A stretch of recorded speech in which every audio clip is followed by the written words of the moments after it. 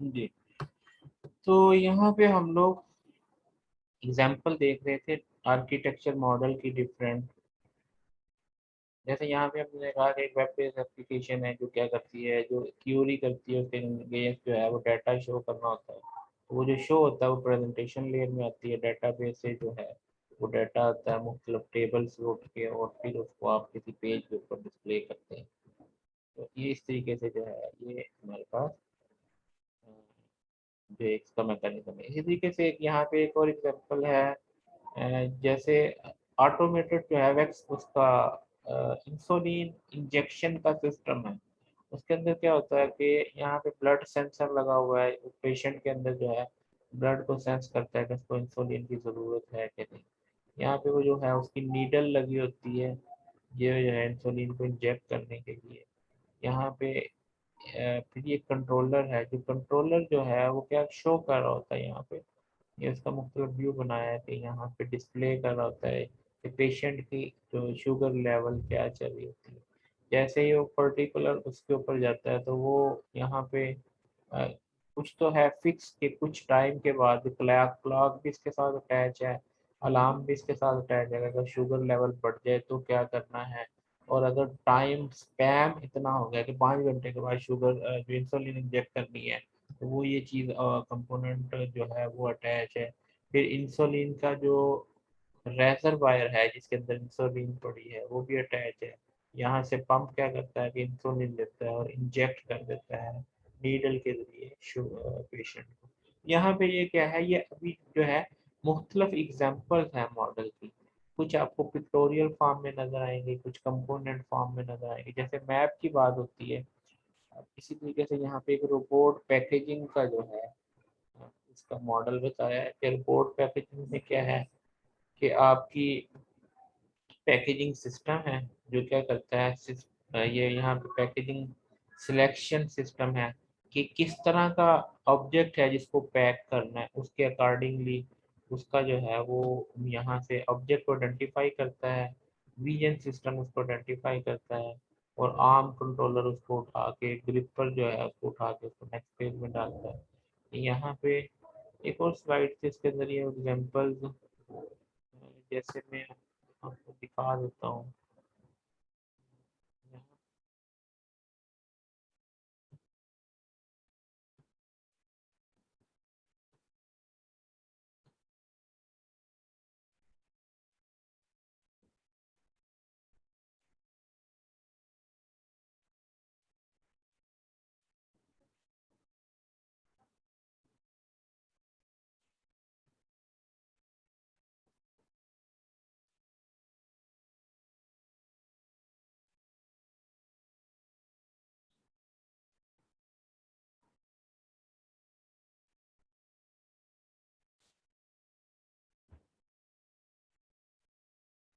जैसे ये है, ये पैकेजिंग सिस्टम की एग्जांपल। अब उसका मुख्तलिफ व्यू है कि ये यहाँ पे अगर आप देख रहे हैं, आपको नजर आ रहा है ना, यहाँ पे क्या ये बॉक्स है, वो भी ये सिस्टम उसको सेंस करता है कि ये बॉक्स इसकी क्या जिसामत है, फिर उसके अकॉर्डिंगली उसको लेमिनेट करके उसको पैक करता है, वो ऑब्जेक्ट को उसके अंदर पैक। अब इसी को वो मुख्तलिफ व्यू से उसने ये दिखाया है।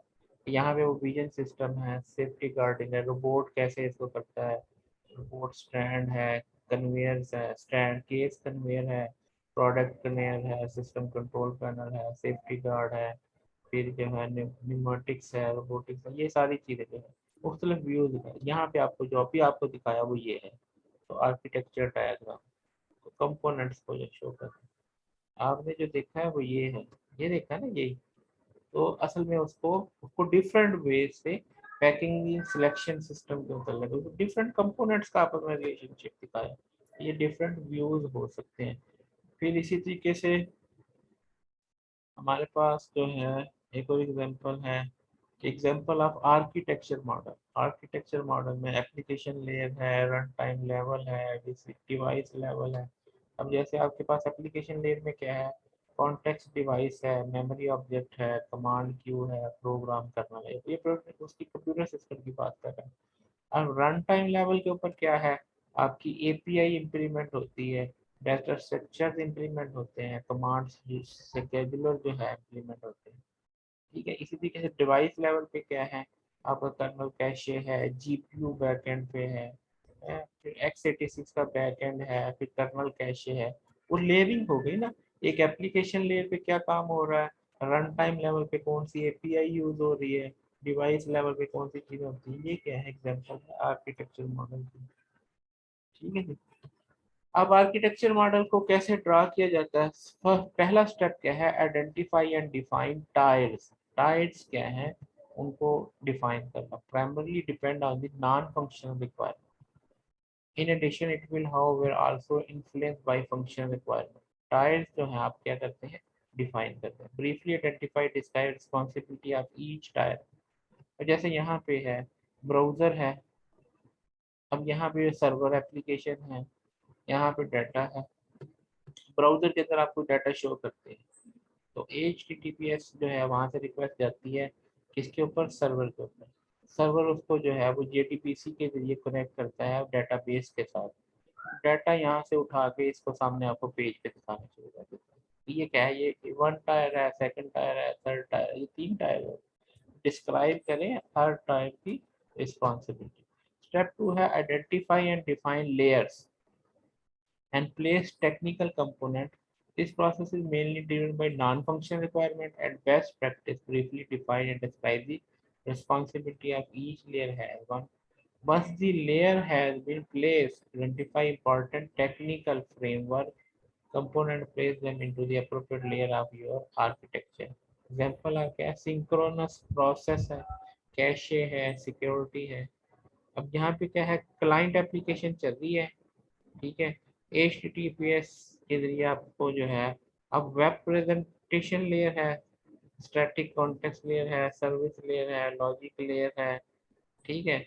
और फिर डाटा एक्सेस लेयर है। अब यहाँ पे कैशे भी है, कुछ जो है शेड्यूलर हैं, ठीक है। और JDBC के जरिए आप क्या कनेक्ट होते हैं डेटाबेस के साथ जो है। अब यहाँ पे वो जो लेयरिंग हो गई, यहाँ पे जो सर्विस लेयर है, लॉजिक, आप लोगों ने वो पढ़ा होगा OSI मॉडल, और इसी तरीके से ये उसके अंदर भी लेयर्स का कॉन्सेप्ट है कि कैसे जो है वो डाटा एप्लीकेशन लेयर से जो है फिजिकल लेयर की तरफ ट्रेवर्स करती है। ठीक है, ये कुछ उस तरह से जो है वो क्या है, लेयर्स की, आप डिफरेंट लेयर्स की रिस्पॉन्सिबिलिटीज को आइडेंटिफाई करते हैं। स्टेप 3 में क्या है, non functional component and data. Technical operator will cater the need of the functional requirement. Typically, each layer will deal with the same data differently. अब यहाँ पे ये डिफरेंट लेयर्स का, ये वेब एप्लीकेशन है, सर्विसेज है, बिजनेस लॉजिक है, business rules हैं, डाटा एक्सेस ऑब्जेक्ट्स हैं, डाओ, ठीक है, हाइबरनेट्स हैं, डेटाबेस स्कीमाज हैं। तो ये क्या करते हैं कि आप यहाँ से जो है वो इंफॉर्मेशन को फ्लोट करते हैं। ये टेबल से इंफॉर्मेशन जो है वो डिफरेंट डिफरेंट लेयर्स से होती हुई आपके पास जो है ट्रांसमिट होती है, ट्रांसफर होती है। जैसे यहाँ पे डेटाबेस से डाटा जो है ट्रांसफर होता है क्लाइंट एप्लीकेशन के ऊपर, ब्राउजर के ऊपर। मतलब आपने फर्ज किया गूगल के ऊपर कोई क्यूरी लगाई, तो डाटा कहीं से उठ के आता है ना, डेटाबेसेस से उठ के आता है ना। तो वहाँ से जो है वो डाटा उठ के यहाँ पे जो है इसके दरमियान डिफरेंट लेयर्स है। तो जो फंक्शनल कंपोनेंट है, फंक्शनल कंपोनेंट उनको क्या करना, ट्रेस करना। अब इसी तरीके से यहाँ पे फायरफॉक्स है, वेब एप्लीकेशन का सर्वर है, JBoss एप्लीकेशन सर्वर, ठीक है। उसके अंदर वो कैसे जो है किसी फंक्शन के अगेंस्ट कैसा डाटा जो है वो आता है।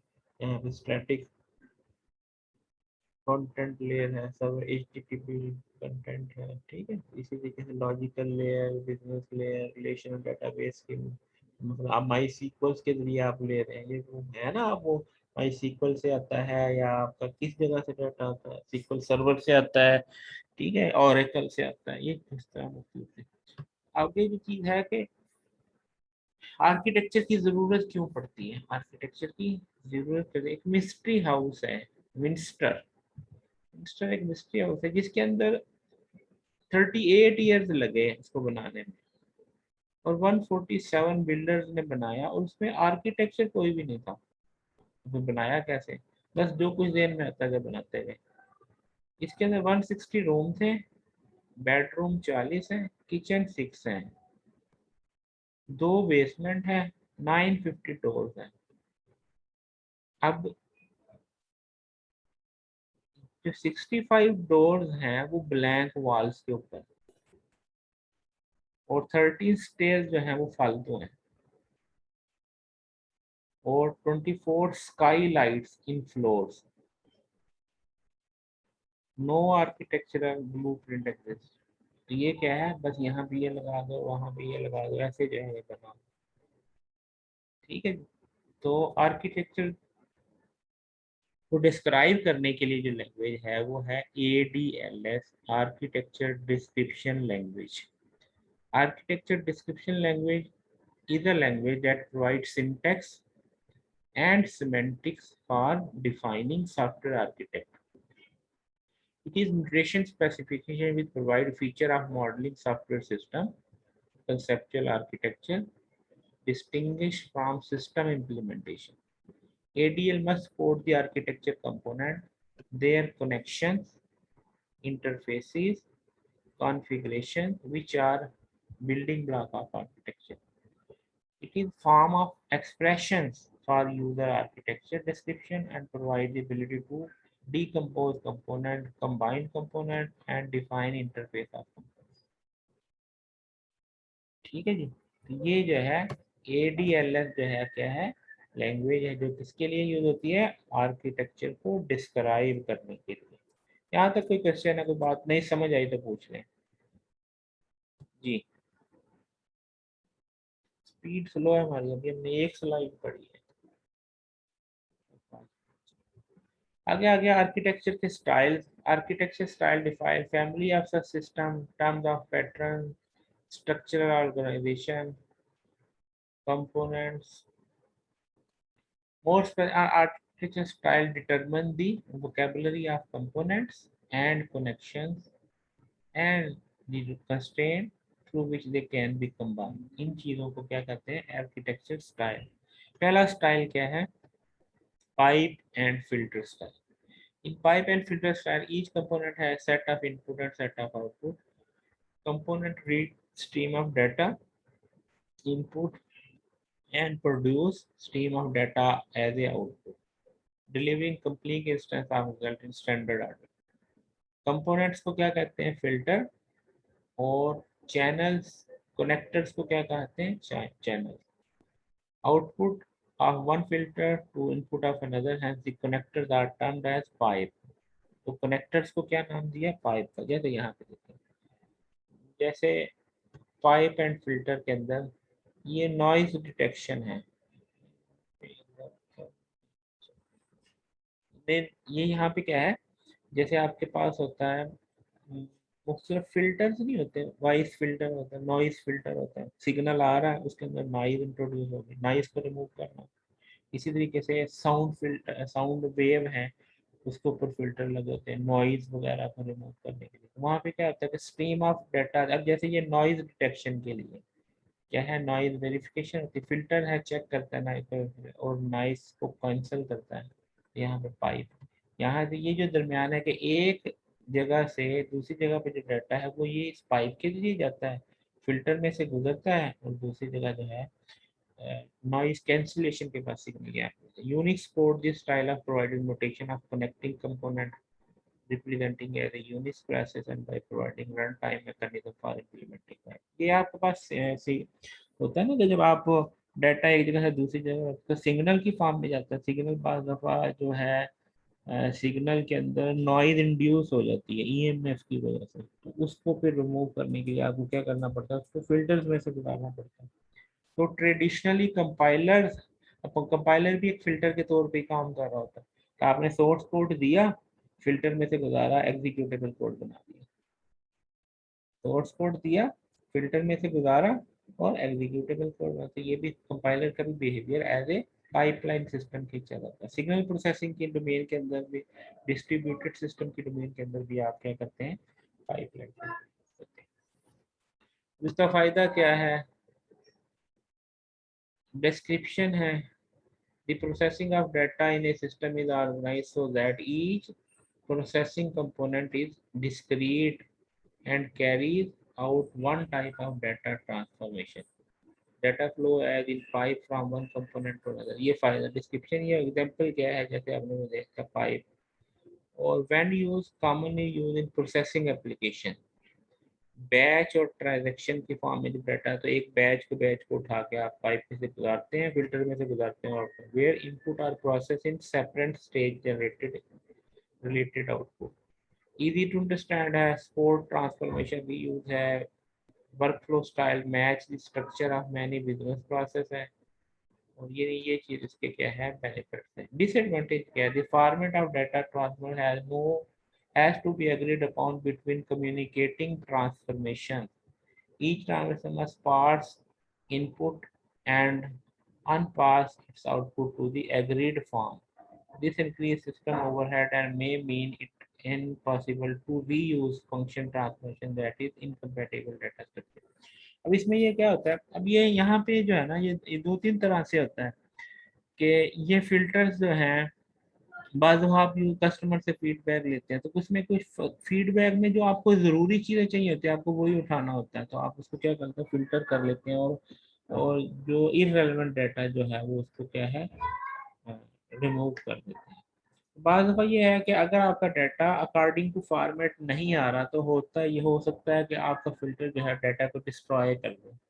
तो यहाँ यही ओवरहेड होता है कि फिर आपको उसको दोबारा से जो है रिकवर करना पड़ता है। ये इसका जो है डिसएडवांटेज है कि अगर अकॉर्डिंग टू फॉर्मेट नहीं डाटा आ रहा, तो वो उसको क्या कर देगा, डिस्ट्रॉय कर देगा। अब यहाँ पे एक एग्जांपल है, जैसे read issued invoice, identify payment, issue receipt, या find payment due, issue payment reminder and reminder. यहाँ पे ये क्या है, मुख्तलिफ फिल्टर्स हैं कि इनवाइस को उठाया, उसको चेक किया पेमेंट होगी कि नहीं होगी, अगर पेमेंट नहीं हुई तो, अगर पेमेंट होगी तो उसको रिसीट इशू कर दे और रिसीट बना दे, और अगर पेमेंट नहीं हुई तो उसको क्या कहते हैं कि ये पेमेंट ड्यू है, और उसको जो है रिमाइंडर भेज दे कि ये पेमेंट नहीं हुई। ये हमारे पास क्या है। उसके बाद data abstraction and object oriented organisation है, ये वही है आपका ऊप है, ऊप के अंदर आप इनकैप्सुलेट करते हैं, एक ऑब्जेक्ट के अंदर फंक्शन भी होता है, डाटा भी होता है, और फंक्शन भी होते हैं, डाटा टाइप भी होता है, और एक ऑब्जेक्ट के अंदर फंक्शन भी होते हैं और उसके प्रोसीजर भी होते हैं। जैसे आपकी ऊप जो आप यूज करते हैं वो data abstraction and object oriented organisation, ये दूसरा जो है हमारे पास। एडवांटेजेस क्या है, database and object data abstraction and object oriented organization data, because object hide its representation from its client, it's possible to change implementation without affecting those client को affect किए बगैर आप इसकी implementation change कर सकते हैं। disadvantage क्या है, one object to interact with other, it must know the identity of other object, where filter. अब इसमें एक है, एक ऑब्जेक्ट दूसरे से इंटरेक्ट तभी कर सकता है जब उसकी आइडेंटिटी को जाने, लेकिन फिल्टर में ऐसा कुछ नहीं था। फिल्टर में जो डाटा है पास करके, चाहे किसी का है, काले चोर का भी है, तो उसको फिल्टर कर दो, ठीक है। Where filter don't need no with other filter, therefore whenever identify one object change it's necessary to modify other object, example। जैसे आप करते हैं, आपने इनहेरिटेंस का रिलेशनशिप बनाया था, आपने इनहेरिटेंस का रिलेशनशिप खत्म कर दिया, तो ऑब्जेक्ट अब इंटरेक्ट नहीं कर सकता। इनहेरिटेंस की वजह से आप वो पेरेंट क्लास के फंक्शंस को भी यूज कर सकता था, अगर आपने इनहेरिटेंस का रिलेशनशिप भी खत्म कर दिया तो वो पेरेंट क्लास के फंक्शन एक्सेस नहीं कर सकेगा। तो ये डाटा सेक्शन में हमारे पास ऐसे ही होता है कि ऑब्जेक्ट जो है वो प्रोसीजर को कॉल करता है। यहाँ पे जो है different operate, object is a manager और OP is a invocation. Object invoke करता है किसको, फंक्शन।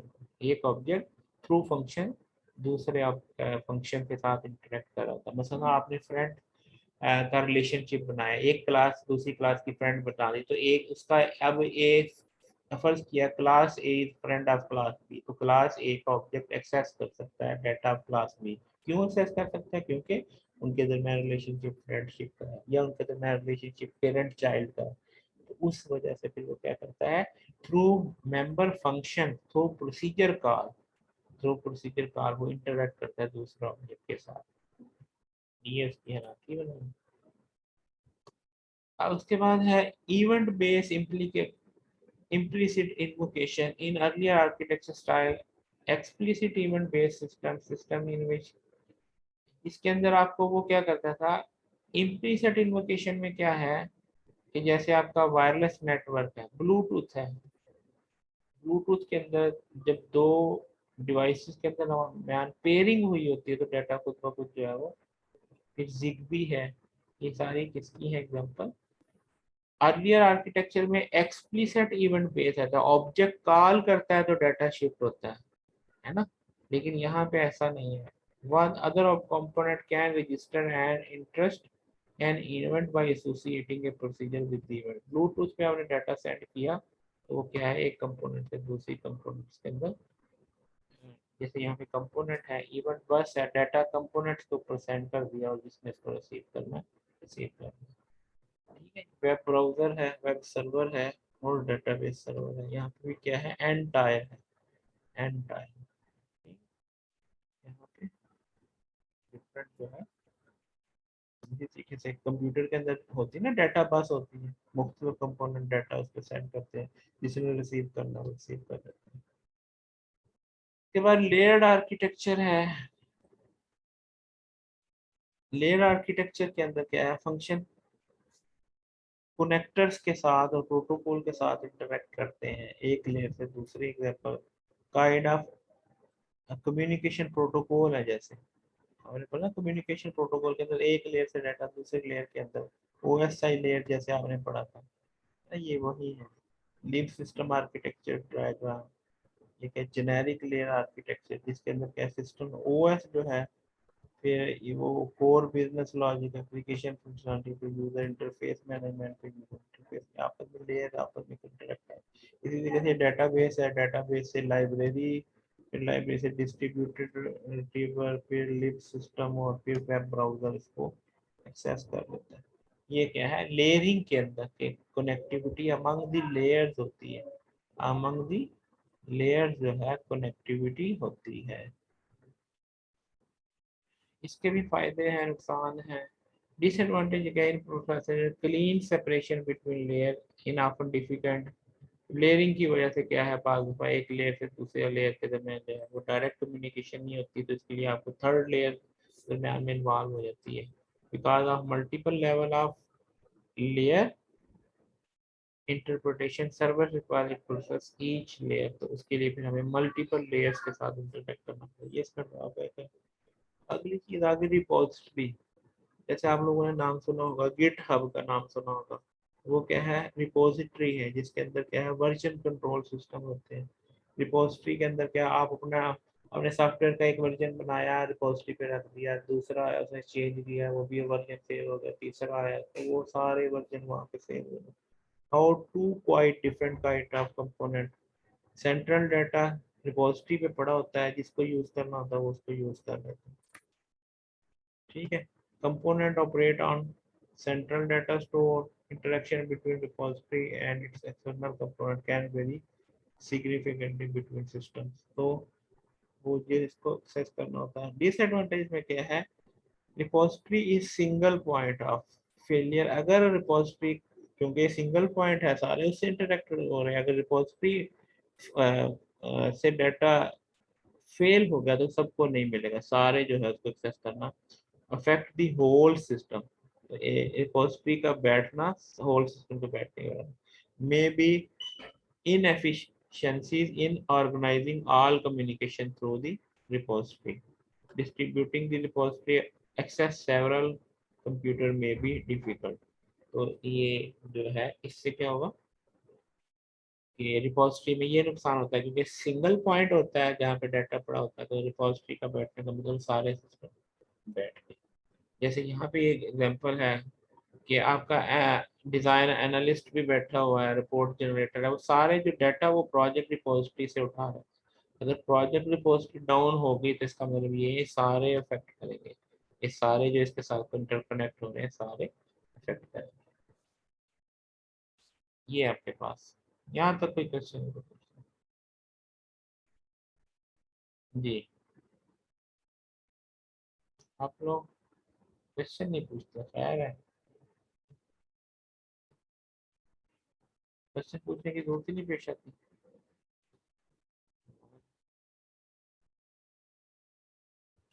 लेयर और टायर के अंदर क्या डिफरेंस है?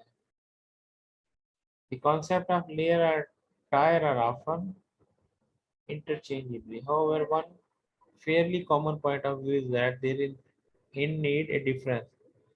Layer is logical structuring mechanism for the element that make up software solution, while tire is physical structural mechanism for ये लॉजिकल है और ये क्या है, फिजिकल है। टायर के अंदर physical. The following four layers are most common layer in logical multi-layers architecture for information system with object-oriented design. User interface, view layer, user interface layer, presentation layer. दूसरा क्या है, एप्लीकेशन लेयर, एक के service layer, grasp controller layer, फिर domain layer, business layer, business logic layer और model layer, फिर infrastructure layer, data access, other persistent logging network, IO, sending email and kind of technical services, infrastructure layer. तो ये क्या है, layer की example. फिर multi tier architecture, multi tier often referred to as n tier architecture is client server architecture को क्या कहा जाता है, n tyre, in which presentation, the application processing and data management are logically separate process. For example, application that use middleware to service data request between user and database. Middleware क्या है, जैसे आप लोगों ने फर्ज किया, आप करते हैं गूगल के ऊपर, गूगल के ऊपर कोई चीज सर्च करते हैं, तो आप कहाँ पे बैठे हैं, आप यूजर लेयर पे, यूजर यानी एंड टायर में यूजर आप हैं, ठीक है। वहां से आप रिक्वेस्ट करते हैं मिडलवेयर को, और मिडलवेयर डेटाबेस से वो डाटा उठा के लाए, ठीक है। तो आप एप्लीकेशन लेयर पे यूजर है, और यहाँ पे जो है वो डेटाबेस से जो है वो, तो ये क्या है, टायर की एग्जांपल के एक टायर दूसरे को, दूसरे तीसरे को, इस तरीके से बहुत सारा जो है वो डाटा मूव करता है। In N tier there should be a presentation tier, a business और data access tier and data tier. तीन चीजें हो गई। एक प्रेजेंटेशन टायर, वो जो आपको जिस फॉर्म में डाटा ला के शो कर रहा है वो क्या है, प्रेजेंटेशन टायर, जैसे गूगल पे डाटा दिखाता है ना, वो प्रेजेंटेशन।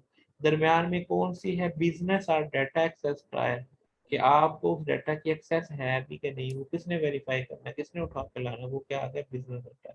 और जिस डेटाबेस में सेव हो वो data tyre. Common use of multi tier architecture is three tier. आमतौर पे जो ज्यादातर यूज होती है वो थ्री टायर यूज होती है। इन जनरल इसको एन टायर कहते हैं, कि वो मल्टीपल भी हो सकती हैं, लेकिन आमतौर पे तीन टायर यूज होती हैं, जैसे अभी एग्जांपल आपके थ्री टायर की एग्जांपल थी यहाँ। एडवांटेज क्या है, N tier application architecture provide a model for developer to create a flexible and reuse application. By breaking up application into tier, developer only have modify, add specify layer rather than have to rewrite entire application. सारी application की बजाय क्या है, वो उस tyre को change कर सकते हैं। जैसे यहाँ पे है प्रेजेंटेशन में क्या है, top most level of application, the user interface. The main function of interface is to transfer task and result something user can understand.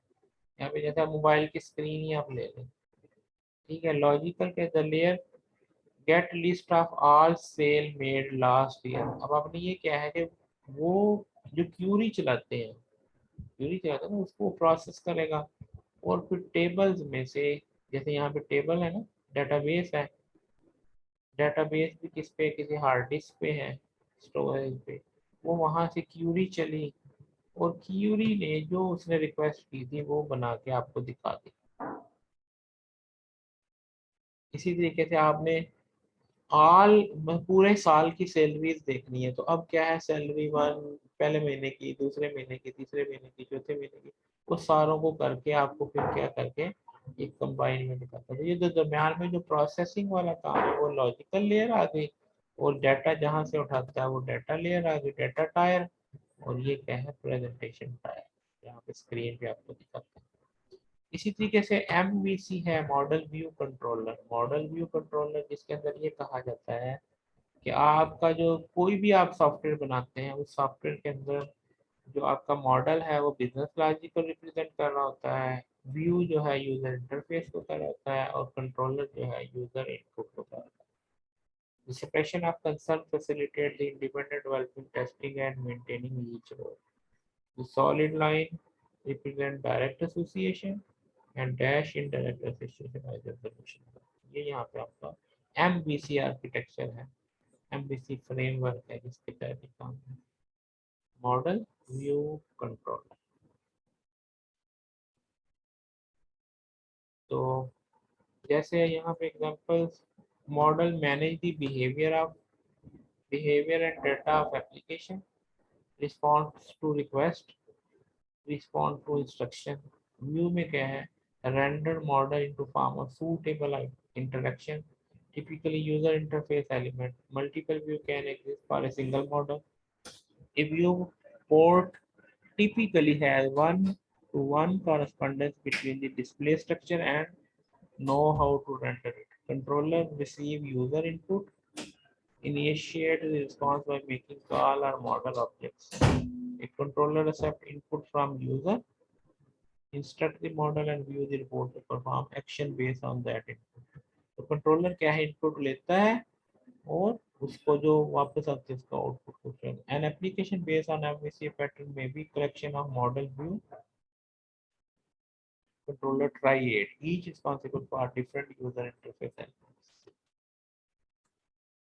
If you want to see example with respect to Java के लिहाज से model क्या है, Java की classes that form a service application intended to store optionally separate data, a single front-end class that can communicate with any user interface, for example, console, graphical user interface or web application.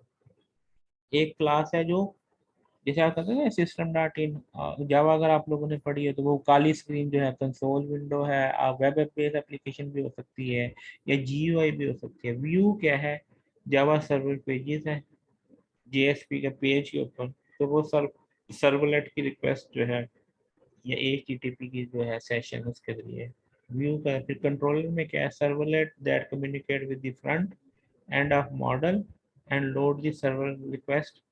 यहाँ पे आप वो request, और अगर आपने ASP या JSP पढ़ी हो या आपने पीएचपी पढ़ी हो तो उसके अंदर भी यही चीज़ यूज होती है कि आप रिक्वेस्ट भेजते हैं, रिस्पॉन्स में आपका डाटा आ जाता है।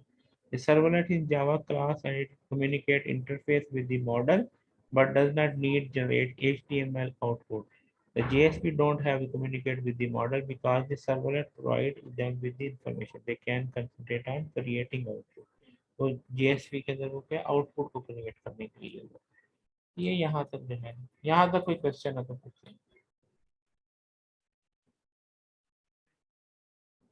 ठीक हो गई, चलो यहीं बैठ करते हैं, कोई क्वेश्चन है तो पूछ लें।